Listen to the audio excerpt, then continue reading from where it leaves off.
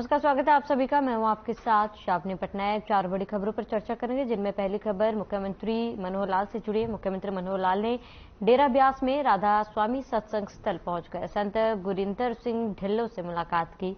इसके बाद सीएम आज बीजेपी की विस्तारक बैठक में शामिल होंगे।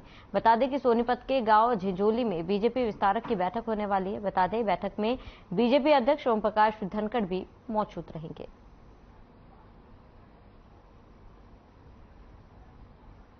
तो विस्तारक बैठक में शामिल होंगे सीएम ओपी धनखड़ भी उनके साथ इस दौरान मौजूद रहेंगे। और चंडीगढ़ दौरे पर है सीएम, और इस दौरे के दौरान संत गुरिंदर सिंह ढिल्लों से सीएम ने मुलाकात की। उनके मुलाकात की तस्वीरें हैं, जिसमें ओपी धनखड़ भी शामिल हुए हैं।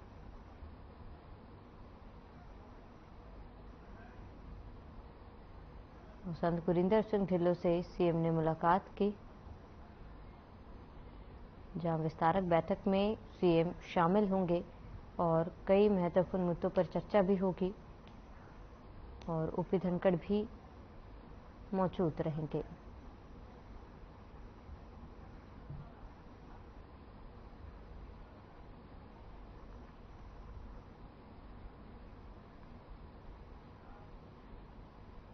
तो 2 अक्टूबर को जींद में होने वाले मेरी आवाज सुनो सम्मेलन का आमंत्रण देने पूर्व केंद्रीय मंत्री वीरेंद्र सिंह कैथल पहुंचे थे, जहां पर उन्होंने गुहला, कैथल और कलायत विधानसभा में अपने कार्यकर्ताओं की मीटिंग ली। मंच से बोलते हुए कार्यकर्ताओं को कहा कि 2 अक्टूबर का दिन विशेष होने वाला है, क्योंकि उस दिन तीसरे मोर्चे का ऐलान होगा। जींद की धरती से हरियाणा और देश की राजनीति को एक नई दिशा और दशा देने की नींव रखी जाएगी। इस दौरान पत्रकारों के वीरेंद्र सिंह से बीजेपी पार्टी छोड़ने के सवाल को लेकर वो गुस्सा हो गए और कहा कि 2 अक्टूबर को जींद में सारी बात सामने आ जाएगी। मैंने कहा आपका कहना, कोई कहे बीजेपी में रहो, कोई कहे कांग्रेस में चले जाओ, ये रहने का ये मतलब ये है कि कहीं ना कहीं हमारे सिस्टम में हम अपने आप को कमजोर फील करने लगे। मैंने उनको ये कहा कि 2 तारीख का जो हमारा कार्यक्रम होगा, उसमें एक शक्ति के रूप में हमारे साथी उभर के आएंगे। फिर राजनीतिक दल कहेंगे आपको कि यार बात करो, हमारी तरफ आ जाए, कोई कहेगा अरे बात करो, यही रहे। तो भाजपा को छोड़ने वाले हैं सर, या नहीं, ये मैंने अब बता दिया, अब आप लिख देना जो।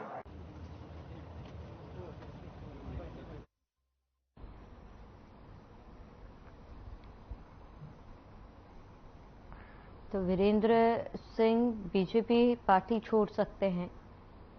2 अक्टूबर को जींद में एक बड़ी बैठक बुलाई गई है और संभवतः 2 अक्टूबर को तीसरे मोर्चे का ऐलान किया जा सकता है, और चुनावी तैयारियों के बीच ये बीजेपी के लिए एक बड़ा झटका हो सकता है।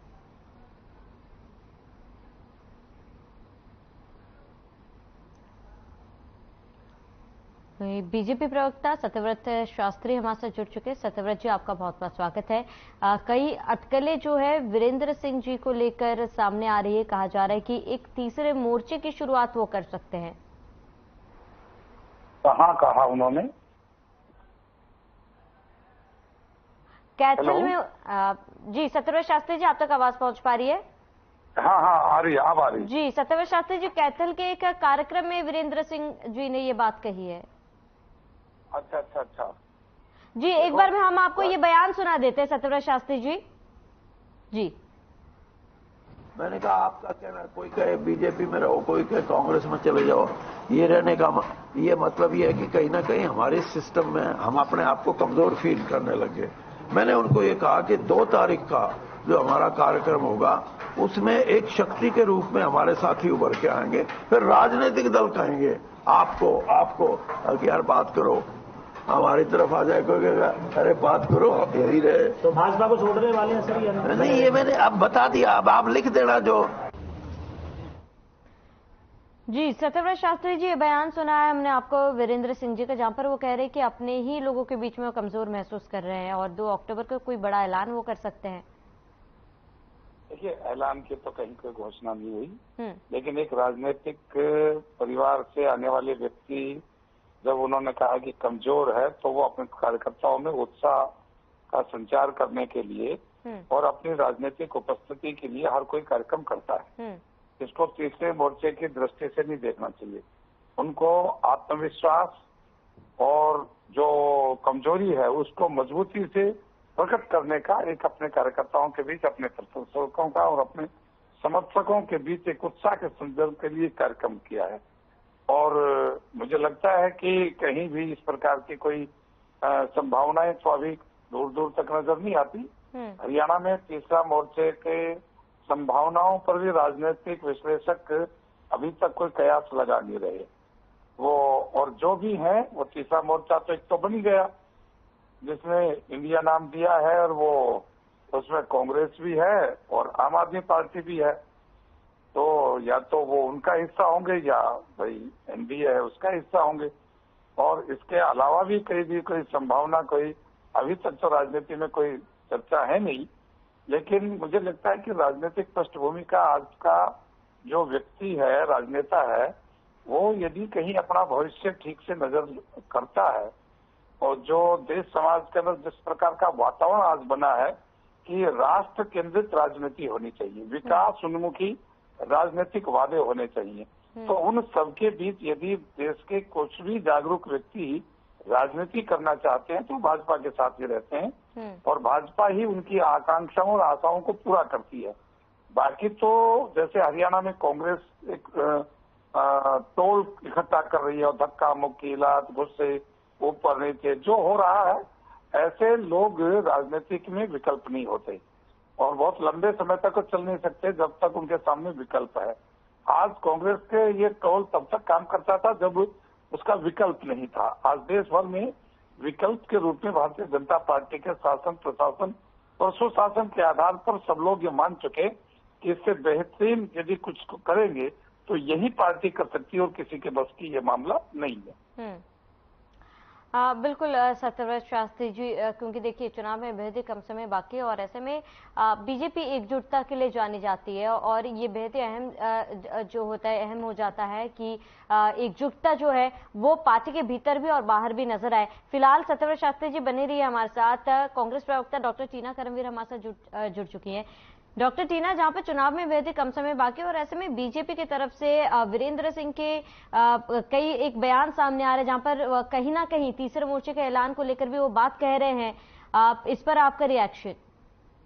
देखिए, इस समय हो क्या रहा है कि लगातार जो है भारतीय जनता पार्टी से लोग परेशान हो रहे हैं और बहुत आहत भी हैं।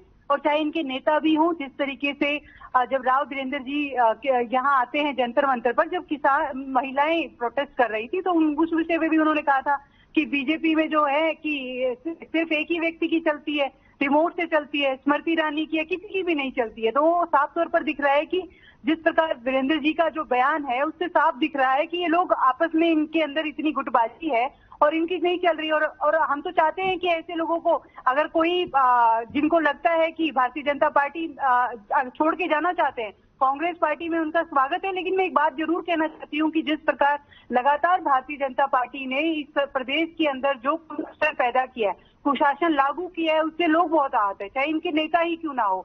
और आप देखिए किस तरीके से वो बोल भी रहे हैं। जी बिल्कुल डॉक्टर टीना, लेकिन देखिए वीरेंद्र सिंह जी का जो बयान सामने है काफी शांतिपूर्ण तरीके से उन्होंने सामने रखा है। 2 तारीख उन्होंने दिया है कि उस दौरान वो जो भी तमाम बातचीत है, क्योंकि आप ये तमाम बातें बोली कि असंतुष्ट है, नाखुश है, कहने की कांग्रेस में भी हमने बीते दिनों कई तस्वीरें सामने देखी थी जहां पर गुटबाजी जो है साफ तौर पर उभर कर सामने आई थी। और यही नहीं, कांग्रेस में हाथापाई तक बात सामने आ गई थी, नारेबाजी को लेकर भी बात सामने आ गई थी। क्या वो गलत नहीं था? देखिए, एक बात तो हमने पहले कही, मैं कई चैनलों पे ये बात बोलती आ रही हूँ कि जो हाथापाई है, जिस तरीके की तस्वीरें सामने आई थी, उसकी हम निंदा करते हैं और उस पर कार्रवाई भी की जाएगी। लेकिन मैं ये जरूर कहना चाहती हूँ कि देखिए, वोटर जब वोट देता है तो वही नहीं देखता कि गुटबाजी। वोटर जो है इस समय उनका सबसे मेन उद्देश्य यही है कि हरियाणा के अंदर कांग्रेस की वापसी हो और कांग्रेस सरकार ही आने वाली है। और लहर जिस प्रकार कांग्रेस, क्योंकि देखिए लगातार विपक्षी जितनी पार्टियां उसको छोड़कर लगातार लोग कांग्रेस में शामिल हो रहे हैं। हमारे लिए बड़ी बात है और हमारे जो कार्यकर्ता है, नेता है, उन सबके लिए बहुत बड़ी एक जिसे कहें कि जीत है कि लगातार लोग हमसे जुड़ रहे हैं। और हम क्योंकि हमने एक दशक पहले भी हमने सरकार चलाई है, तो उससे जनता को भी पता है, हरियाणा प्रदेश वासियों को पता है कि जब हुड्डा सरकार थी तो वो किस तरीके से काम कर रही थी। जितना किसानों के ऊपर लाठी डंडा चलाने का काम भारतीय जनता पार्टी ने किया है, ऐसा कभी किसी सरकार में नहीं हुआ। तो लोगों का इसलिए हम कहना चाह रहे हैं कि देखिए, गुटबाजी हर व्यक्ति की अभिव्यक्ति की आजादी है, बोलने की आजादी है, लेकिन मैं एक बात कहना चाहती हूँ कि जिस प्रकार से दिखाया जा रहा है, आप देखिए कि इससे तो राव इंद्रजीत कुछ बोलते हैं, अरविंद शर्मा कुछ बोलते हैं, तो बीजेपी में ज्यादा गुटबाजी है कांग्रेस की अगर तुलना की जाए तो। कांग्रेस पार्टी के अंदर अभिव्यक्ति की आजादी है, यहाँ बोलने को सबको मौका मिलता है, चाहे वो कार्यकर्ता हो, चाहे सिर्फ बैठे नेता हो या कोई भी नेता हो। लेकिन जो लोगों का विश्वास है वो इस समय कांग्रेस पार्टी की तरफ ज्यादा बढ़ रहा है। और जिस प्रकार से हमारे नेता जो क्षेत्रों में जा जाकर काम कर रहे हैं, अब देखिए मुख्यमंत्री जी की भाषा देख लीजिए, जनसंवाद करते हैं, महिलाओं के साथ किस तरीके का व्यवहार करते हैं, उनसे लोग जो है बड़े त्रस्त है, बहुत परेशान है, और वो चाहते हैं ऐसी सरकार जो युवाओं को रोजगार दे। ऐसी सरकार की तलाश में ठीक है डॉक्टर टीना, आपका कहना सही है कि कहीं ना कहीं तमाम कार्यकर्ता जो है वो अपनी बात जो है वो कांग्रेस के सामने रख सकते हैं, लेकिन क्या आपको ये नहीं लगता है कि इस तरीके का एग्जाम्पल जो है वो जनता के सामने गलत प्रेजेंट हो रहा है? देखिए, ऐसा तो इससे पहले भी प्रदेश के अंदर भी लगातार मीडिया के माध्यम से और विपक्षी पार्टियों के द्वारा कहा जा रहा था कि हिमाचल में कांग्रेस में गुटबाजी है, कर्नाटक में भी गुटबाजी है, लेकिन सरकार वहां पर कांग्रेस की बनी। तो इससे साफ तौर पर दिख रहा है, चाहे मीडिया या कोई भी ऐसा माध्यम जो बार बार ये दिखाएगा कि गुटबाजी है, लेकिन जीत कांग्रेस की ही हो रही है, और इस बात के लिए हम बहुत आश्वस्त हैं। ठीक है डॉक्टर टीना, जुड़ने के लिए बहुत बहुत शुक्रिया। सत्यव्रत शास्त्री जी, हमारे साथ जुड़ने के लिए आपका बहुत बहुत शुक्रिया। खबर करनाल से है, जहां जन मिलन कार्यक्रम में नेता प्रतिपक्ष भूपेंद्र हुड्डा और प्रदेश अध्यक्ष उदयभान पहुंचे। इस दौरान हुड्डा ने कहा कि कांग्रेस में कोई कला नहीं है। हुड्डा ने कहा है कि चार्जशीट दाखिल होने के बाद संदीप सिंह को इस्तीफा दे देना चाहिए, और यदि वे नहीं देते तो सीएम को इस्तीफा लेना चाहिए। तो वहीं बीजेपी प्रदेश अध्यक्ष ओम प्रकाश धनखड़ ने भूपेंद्र सिंह हुड्डा और दीपेंद्र हुड्डा पर निशाना साधते हुए कहा कि पिता पुत्र की जोड़ी ने कांग्रेस में जो किया वो सबको मालूम। धनखड़ ने कहा कि शैलजा को संगठन नहीं बनाना, रणदीप सुरजेवाला को बाहर जाकर राज्यसभा का चुनाव लड़ना है। उन्होंने कहा कि मोहब्बत की दुकान में नफरत लात घूसे का प्रसाद मिल रहा है। हालांकि ओपी धनखड़ ने G20 को लेकर प्रधानमंत्री नरेंद्र मोदी की जमकर तारीफ की।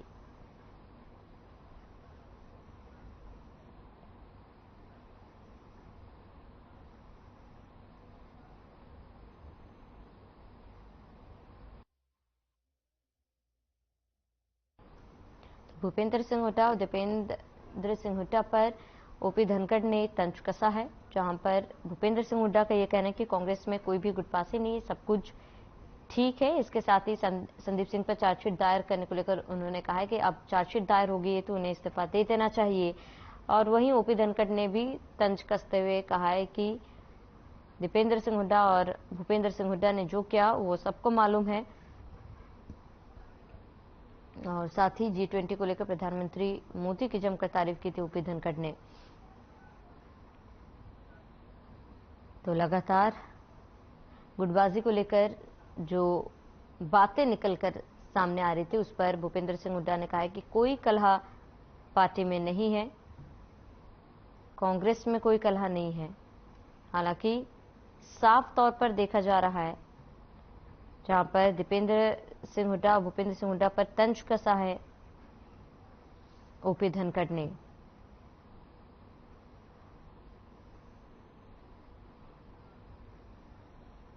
तो ओपी धनखड़ ने कांग्रेस पर निशाना साधा और भूपेंद्र हुड्डा और दीपेंद्र हुड्डा पर तंज कसा है।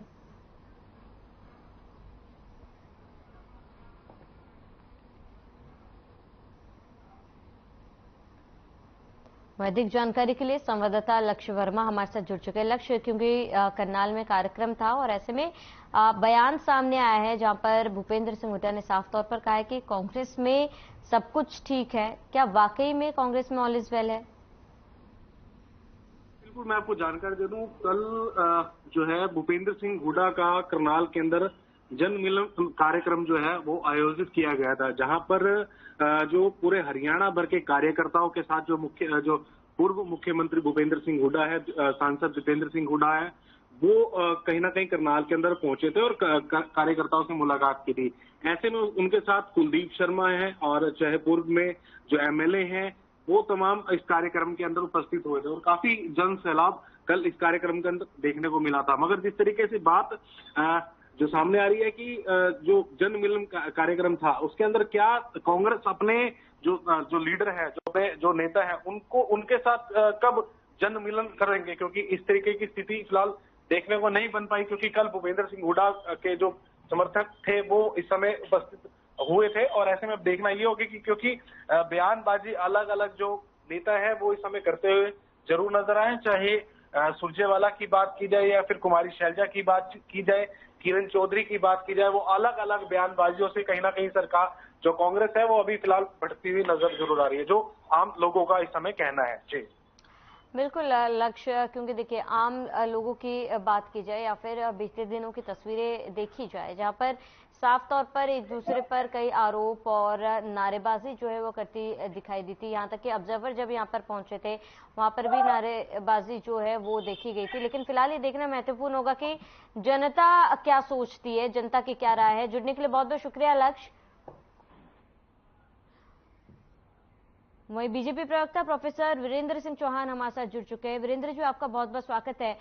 क्योंकि जिस तरीके की तस्वीरें सामने आई थी बीते दिनों कांग्रेस में जब ऑब्जर्वर पहुंचे थे फीडबैक लेने के लिए, उस दौरान हमने देखा था कि किस तरीके से गो बैक के नारे लगाए गए थे और इसके साथ ही किस तरीके से नारेबाजी की गई थी।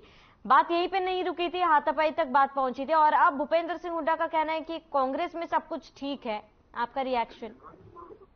देखिए, आपने बॉर्डर फिल्म देखी होगी। बॉर्डर फिल्म में एक डायलॉग था, वो सबको याद है कि वो एक चिट्ठी आती है और उसमें चिट्ठी में क्या लिखा है ये पूछा जाता है जब उससे हीरो से, तो वो बताता है भी घर वालों ने क्या लिखा है।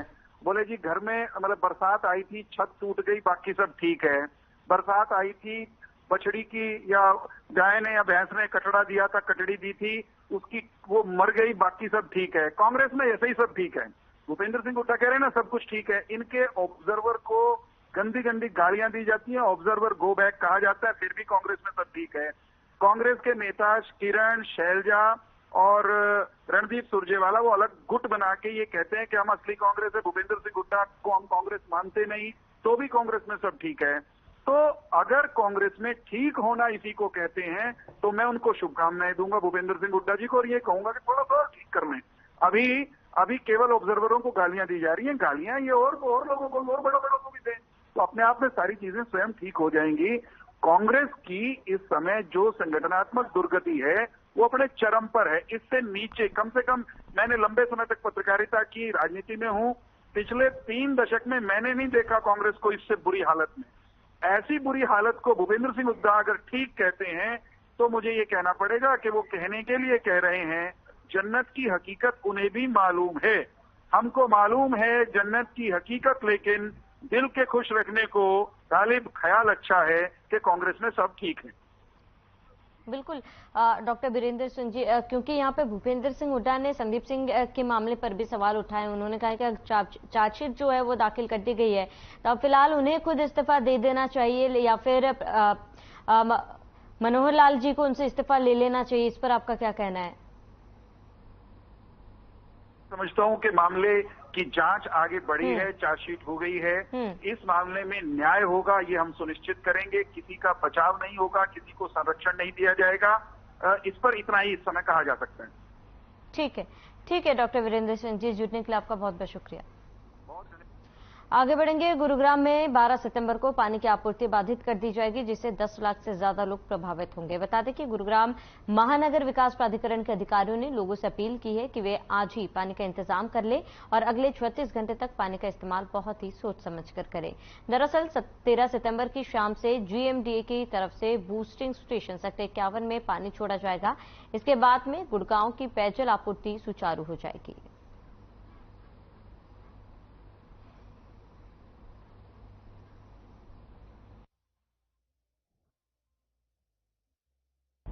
सेक्टर 51 बूस्टिंग स्टेशन से 36 आवर्स का वाटर सप्लाई शटडाउन शेड्यूल किया गया है, जो 12 सितंबर सुबह 6 बजे से लेकर 13 सितंबर शाम के 6 बजे तक रहेगा। ये शटडाउन इसलिए किया जा रहा है क्योंकि NHAI द्वारा जो वाटिका चौक पे अंडरपास के कंस्ट्रक्शन का काम चल रहा है, उसमें GMDA की वाटर सप्लाई पाइपलाइन को शिफ्ट करने की रिक्वायरमेंट है। इस शटडाउन के दौरान सेक्टर्स 42 से लेकर 74 और बादशाहपुर विलेज में वाटर सप्लाई प्रभावित रहेगी।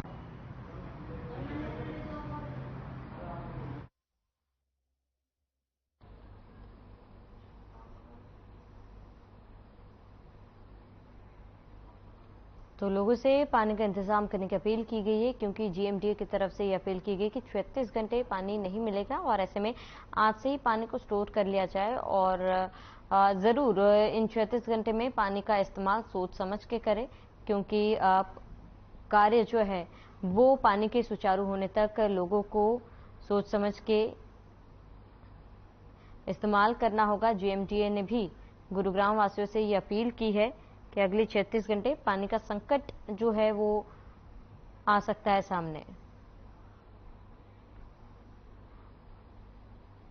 वहीं अधिक जानकारी के लिए संवाददाता विजेंद्र कुमार हमारे साथ जुड़ चुके हैं। विजेंद्र, क्या कुछ पूरी जानकारी, क्योंकि देखिए जीएमडीए ने अपील तो कर दी है लोगों से, लेकिन मैं चाहती हूँ कि दर्शकों तक तमाम जानकारी पहुंचाए। क्या कुछ समस्याएं हो सकती है और किस तरीके से क्या समय रखा गया है पानी जो है लोगों तक पहुंचाने का? देखिए, जीएमडीए द्वारा ये जनता से पहली अपील की गई है। 12 सितंबर को पानी नहीं आएगा, इसको लेकर पहले ही लोगों से ये अपील कर ये बताया गया है कि आप पानी का जो स्टोरेज है वो कर लो। कुछ दिक्कत सेक्टरों को आ सकती है, लगते हैं वहां पर पानी की सप्लाई की जो लाइन है उसको शिफ्ट किया जाना है और वाटिका चौक में ये कार्य किया जाएगा। उसी को लेकर पहले से ही जीएमडीए के अधिकारियों ने ये प्रेस नोट जारी करके ये जनता को आगाह किया, पानी की ना हो, किसी प्रकार की कोई तफरी ना हो, इसके लिए पहले से ही पानी को स्टोर कर ले। 12 सितंबर से और 13 सितंबर